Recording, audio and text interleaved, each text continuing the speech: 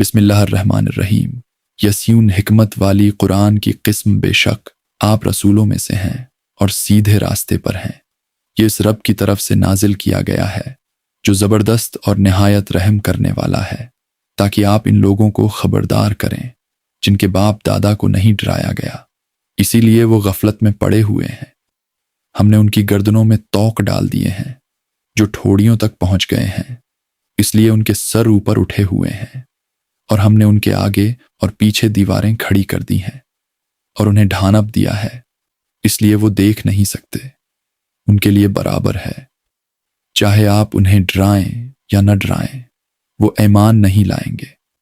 آپ تو صرف اسی کو نصیحت کر سکتے ہیں جو نصیحت مانے اور اللہ سے ڈرے۔ بے شک ہم مردوں کو زندہ کریں گے، اور ہم لکھ رہے ہیں جو کچھ انہوں نے آگے بھیجا اور جو پیچھے چھوڑ گئے، اور ہر چیز کو ہم نے ایک واضح کتاب میں محفوظ کر رکھا ہے۔ اور ان کے سامنے ایک بستی والوں کی مثال بیان کرو۔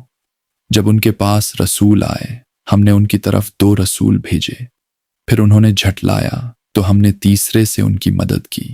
انہوں نے کہا ہم تمہاری طرف بھیجے گئے ہیں۔ لوگوں نے کہا تم تو ہم جیسے انسان ہو۔ رسولوں نے کہا ہمارا رب جانتا ہے کہ ہم تمہاری طرف بھیجے گئے ہیں اور ہمارا کام صرف پیغام پہنچانا ہے۔ پھر شہر کے ایک کونے سے ایک شخص دوڑتا ہوا آیا۔ اس نے کہا اے میری قوم، رسولوں کی پیروی کرو، ان کی پیروی کرو جو تم سے کوئی اجر نہیں مانگتے اور وہ ہدایت پر ہیں۔ مجھے کیا ہو گیا ہے کہ میں اس کی عبادت نہ کروں جس نے مجھے پیدا کیا اور تم سب کو اسی کی طرف لوٹ کر جانا ہے؟ کیا میں اللہ کے سوا اور معبود بنا لوں؟ اگر اللہ مجھے نقصان پہنچانا چاہے تو کوئی مجھے نہیں بچا سکتا۔ بے شک میں کھلی گمراہی میں ہو جاؤں گا۔ میں اپنے رب پر ایمان لے آیا ہوں، تم بھی میری بات سنو۔ پھر اس سے کہا گیا جنت میں داخل ہو جا۔ اس نے کہا کاش میری قوم جان لیتی کہ میرے رب نے مجھے بخش دیا اور ہم نے اس کے بعد اس کی قوم پر آسمان سے کوئی لشکر نہیں اتارا، اور نہ ہی ہمیں اتارنے کی ضرورت تھی۔ صرف ایک زوردار آواز آئی اور وہ سب خاموش ہو کر رہ گئے۔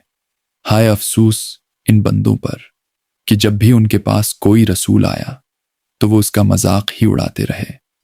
کیا انہوں نے نہیں دیکھا کہ ہم ان سے پہلے کتنی قوموں کو ہلاک کر چکے ہیں جو اب ان کی طرف واپس نہیں آئیں گے، اور سب کو ہمارے سامنے حاضر ہونا ہے، اور ان کے لیے ایک نشانی مردہ زمین ہے۔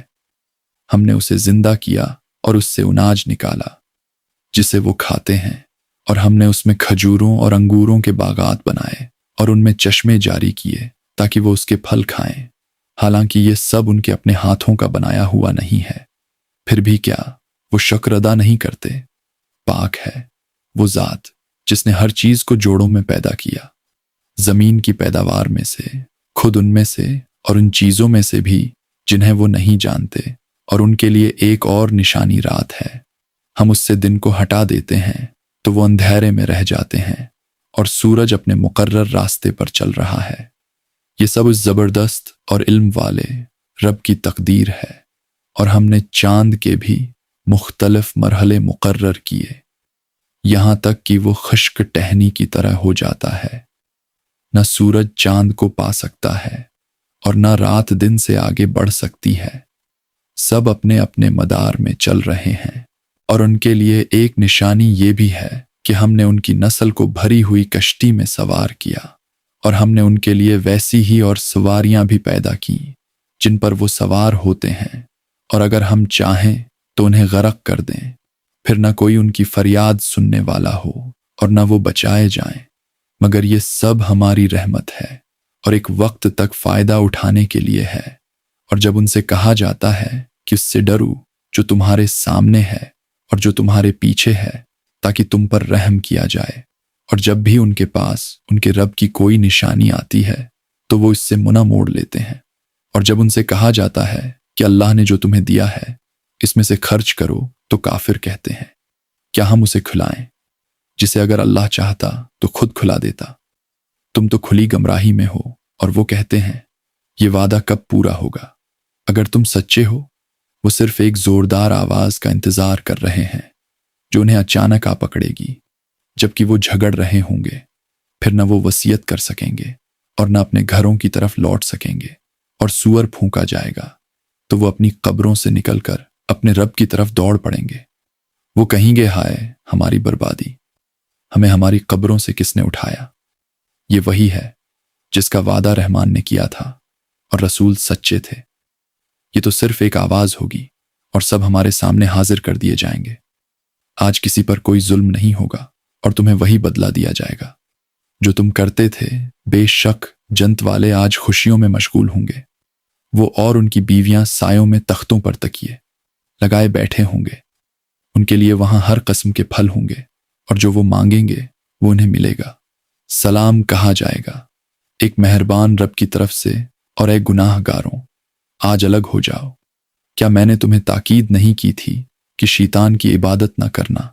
وہ تمہارا کھلا دشمن ہے اور میری عبادت کرنا یہی سیدھا راستہ ہے۔ لیکن اس نے تم میں سے بہت لوگوں کو گمراہ کر دیا۔ کیا تم سمجھتے نہیں تھے؟ یہی وہ جہنم ہے جس کا تم سے وعدہ کیا جاتا تھا۔ آج اس میں داخل ہو جاؤ، کیونکہ تم انکار کرتے تھے۔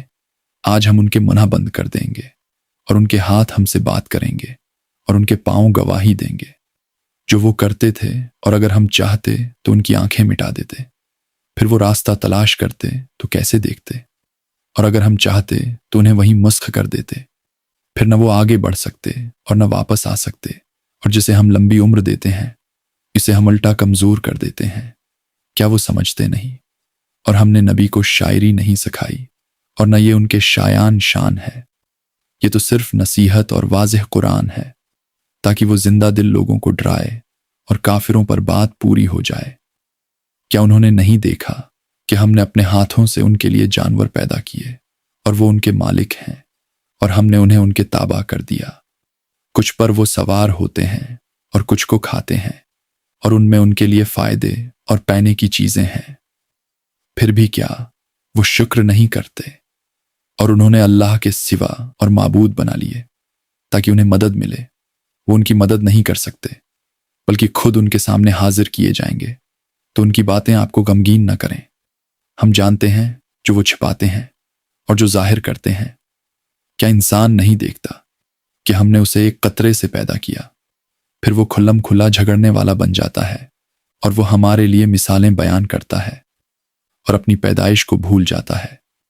کہتا ہے کہ ان بوسیدہ ہڈیوں کو کون زندہ کرے گا؟ کہہ دو انہیں وہی زندہ کرے گا جس نے پہلی بار پیدا کیا تھا، اور وہ ہر پیدا کرنے کو خوب جانتا ہے۔ وہی ہے جس نے تمہارے لیے سبز درخت سے آگ پیدا کی جس سے تم آگ جلاتے ہو۔ کیا وہ جس نے آسمانوں اور زمین کو پیدا کیا اس پر قادر نہیں کہ ان جیسے دوبارہ پیدا کرے؟ کیوں نہیں؟ وہ بڑا پیدا کرنے والا اور علم والا ہے۔ اس کا کام تو بس یہ ہے کہ جب وہ کسی چیز کا ارادہ کرتا ہے تو کہتا ہے ہو جا، اور وہ ہو جاتی ہے۔ پس پاک ہے وہ ذات جس کے ہاتھ میں ہر چیز کا اختیار ہے، اور تم سب اسی کی طرف لوٹائے جاؤ گے۔